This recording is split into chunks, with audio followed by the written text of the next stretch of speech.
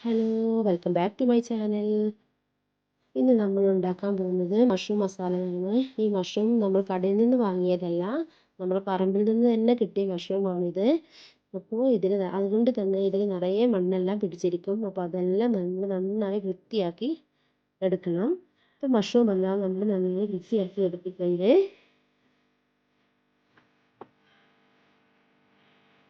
എല്ലാം കളഞ്ഞ് നന്നായി വൃത്തിയാക്കി എടുത്തിട്ടുണ്ട്.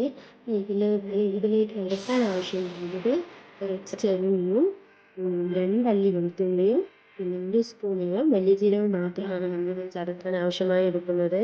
മഷ്റൂം നന്നായി കഴുകി വൃത്തിയാക്കിയതിന് ശേഷം ഒരു മഞ്ഞളും ഉപ്പും ചേർത്ത് തിരുമ്മി ഇടുന്ന ശേഷം അല്പം വെള്ളം ഒഴിച്ച് ഒരു അരമണിക്കൂറോളം വെക്കണം. ഇനി ഒരു ചട്ടി ചൂടാക്കി നമുക്ക് അതിലേക്ക് മസാലകളെല്ലാം ഒന്ന് ചൂടാക്കി എടുക്കാം. അതിന് വേണ്ടിയിട്ട് മല്ലിപ്പൊടിയാണ് ഇപ്പോൾ ഇട്ട് കൊടുത്തിട്ടുള്ളത്.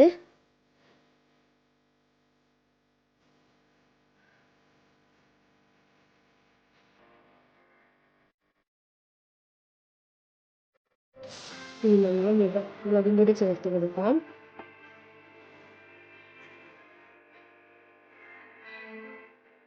പൊടികൾ ചൂടാക്കാനായി തീ വളരെ കുറച്ച് മാത്രമേ നമ്മൾ വെക്കാൻ പാടുള്ളൂ.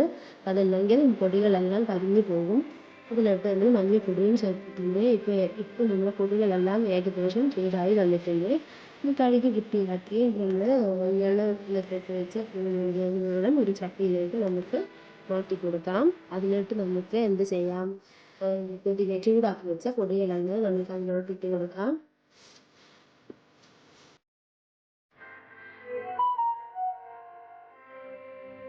ചതച്ച് വെച്ച ഉള്ളിയും മഞ്ഞ ജീരകവും ഇതിലോട്ട് ഇട്ട് കൊടുക്കാം. ആവശ്യത്തിന് ഉപ്പും ചേർത്ത് നന്നായി ഇളക്കി യോജിപ്പിച്ച് അല്പം വെള്ളവും ചേർത്ത് നമുക്ക് മഷ്റൂം വേവിക്കാനായി വെക്കാം.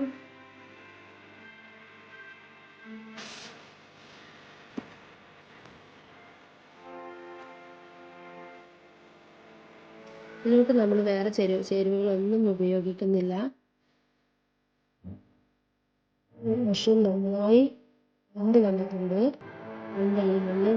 എല്ലാം ഊറ്റി പുതിയ സ്റ്റേജിലെത്തിയിട്ടുണ്ട്. ഇനിയും വെള്ളം വേണമെങ്കിൽ നമുക്ക് വറ്റിച്ചെടുക്കാം.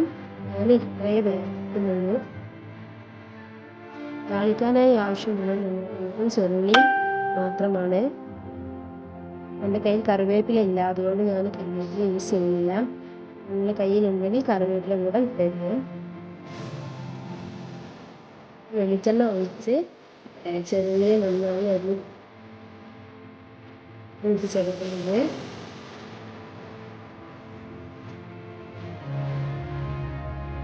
ഇനി നന്നായി മൂപ്പതിന് ശേഷം നമുക്ക് ചേർത്ത് കൊടുക്കാം.